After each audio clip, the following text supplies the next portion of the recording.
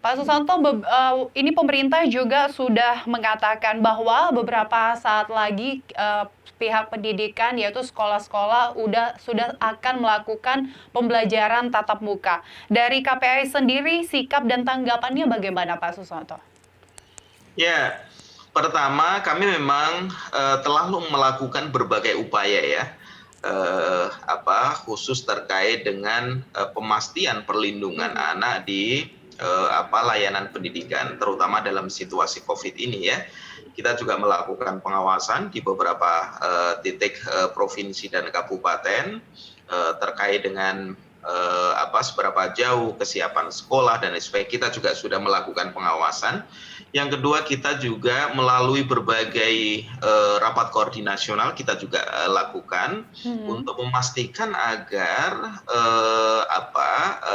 perspektif perlindungan anak menjadi arus utama di dalam pemenuhan layanan pendidikan, apalagi ini situasi COVID ya. Karena dalam perspektif perlindungan anak, bahwa hak pendidikan, hak kesehatan itu tidak boleh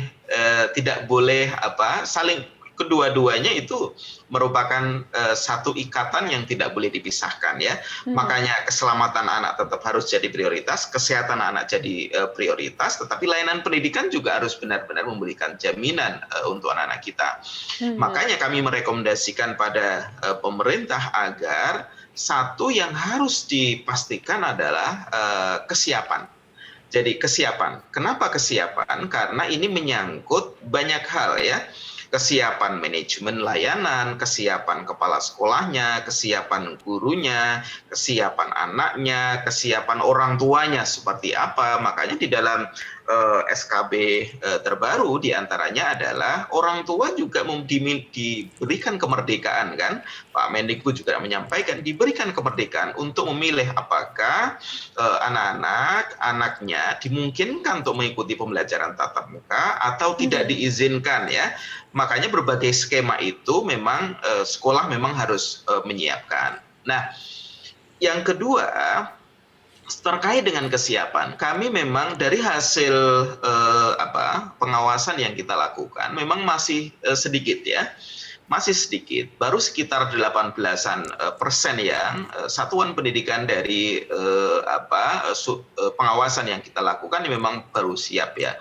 Selebihnya memang masih jauh dari kesiapan ya, termasuk kesiapan sarana dan prasarana untuk mematuhi protokol kesehatan, kesiapan guru dan lain sebagainya.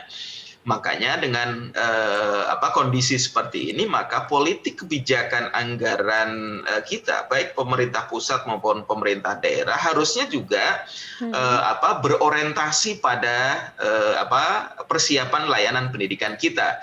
Kalau kemudian di satu daerah, katakanlah berdasarkan hasil pemetaan, masih banyak sekolah-sekolah yang belum siap dari sisi sarana dan prasarana, dari sisi literasi, protokol kesehatan, dan lain sebagainya, memang ya pemerintah harus take over. Pemerintah harus benar-benar berkomitmen, pemerintah daerah juga harus melakukan langkah-langkah solutif bagaimana membantu itu, agar ya kuantitas anak-anak yang terpapar, atau setidaknya kerentanan anak-anak kita agar tidak terpapar COVID memang benar-benar bisa diminimalisir. Karena kita kan sudah bisa belajar dari banyak negara ya, karena sistemnya tidak siap, layanan pendidikan tidak siap, guru tidak siap, maka kemudian banyak juga anak-anak yang terpapar.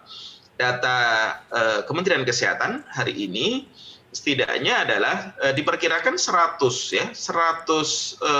anak setiap hari, sekali lagi 100 anak setiap hari yang terpapar COVID karena berbagai kondisi. Ini tentu harus juga menjadi perhatian.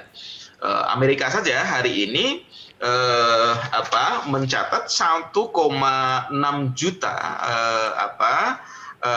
anak terpapar COVID ya, berdasarkan informasi terbaru yang kami sampaikan. Ini tentu harus menjadi perhatian ya, menjadi perhatian. Padahal Amerika sistemnya sudah bagus, jaminan kesehatannya sudah oke ya.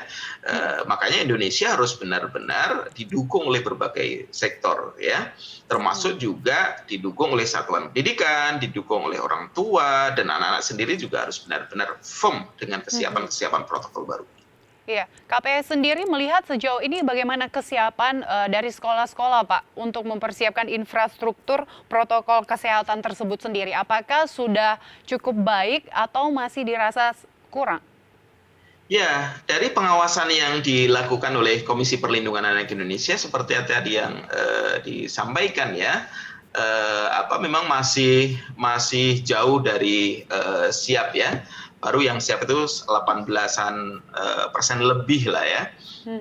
Sehingga memang ini butuh evaluasi terkait dengan kesiapan itu, termasuk juga memetakan sekolah-sekolah dan satuan pendidikan mana yang memang membutuhkan bantuan yang Mhm. perlu jadi atensi oleh pemerintah maupun pemerintah daerah, sehingga ini juga bagian dari prioritas besar pembangunan kita ya, pembangunan kesehatan plus pembangunan layanan pendidikan kita. Mhm. Apalagi kan spirit negara kita melalui visi presiden di periode ini kan memang menyiapkan SDM yang unggul ya.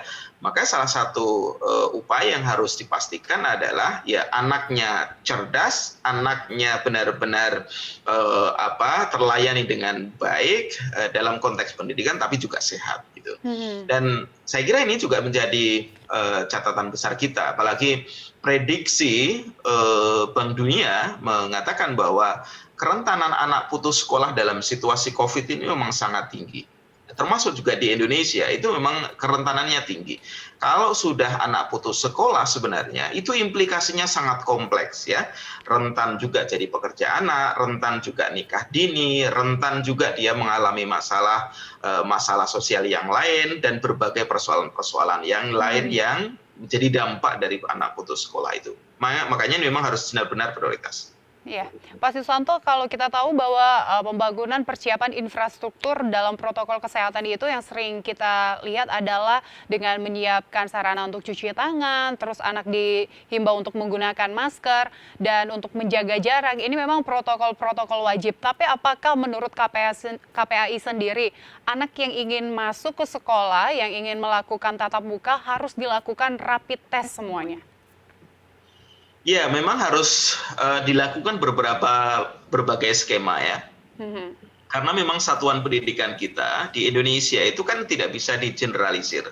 Karena ada beberapa tipe yang butuh dipotret. Contoh misalnya, ada satuan pendidikan yang full day school, ada satuan pendidikan yang half day school, ada satuan pendidikan yang berbasis asrama, ada satuan pendidikan yang berbasis pesantren misalnya. Ini saya Mhm. kira memang sangat variatif. Dengan variasi seperti itu, maka tentu treatment yang kita lakukan itu memang harus benar-benar menjawab kebutuhan.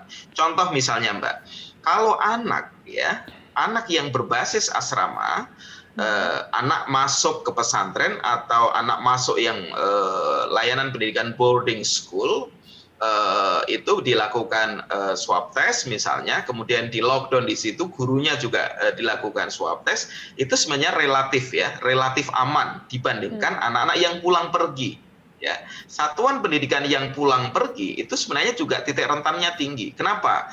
Karena kita tidak tahu anak-anak kita misalnya saat masuk sekolah, pulang sekolah, jalan dari rumah ke sekolah, mampir di warung mana, mampir di tempat mana, itu kan tidak bisa dikontrol oleh sekolah, tidak bisa dikontrol oleh sekolah. Sehingga hal-hal seperti ini memang treatmentnya harus benar-benar terukur, treatmentnya harus benar-benar solutif. Misalnya, Mhm. jadi berbeda saya kira kalau kemudian ada anak yang masuk pesantren dilakukan swab test relatif aman sepanjang memang seluruh pesantren itu di lockdown semuanya di situ. Mhm. Tapi bagi anak yang pulang pergi, masuk sekolah di swab test, oke lah untuk treatment awal memang bagus. Tetapi seberapa bertahan jaminan itu?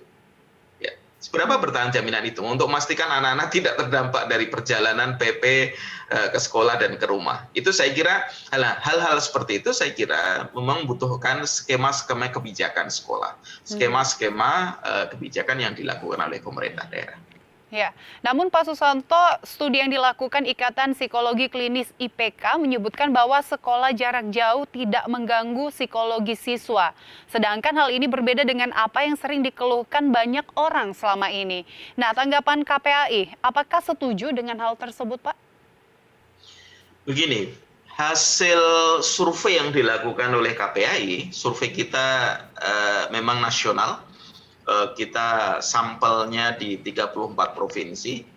Jadi dari 25.000 lebih anak yang menjadi responden mengatakan bahwa 63% anak-anak itu merasa bosan.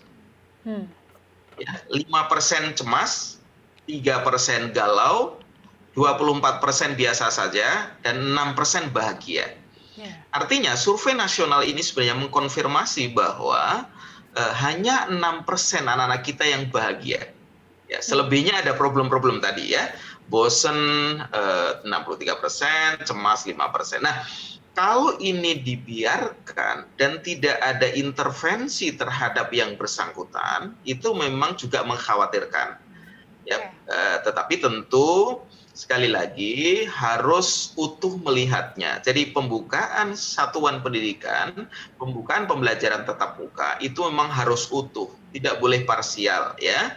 Harus utuh dari sisi jaminan kesehatannya seperti apa, dari sisi kesehatan jiwanya seperti apa, dari sisi pembelajarannya seperti apa, termasuk juga efektivitas pembentukan karakternya seperti apa. Itu tentu harus benar-benar menggunakan pertimbangan yang matang ya. Kami pun juga tidak kemudian merekomendasikan anak-anak segera masuk sekolah kalau memang belum siap. Sekali lagi, kami tidak merekomendasikan anak pembelajaran tatap muka dibuka kalau kemudian satuan pendidikan itu belum siap dari berbagai indikator yang ada, ya, baik indikator manajemen layanan, indikator guru, indikator sarana dan prasarana, indikator protokol kesehatan yang lain. Itu tentu harus juga menjadi pertimbangan.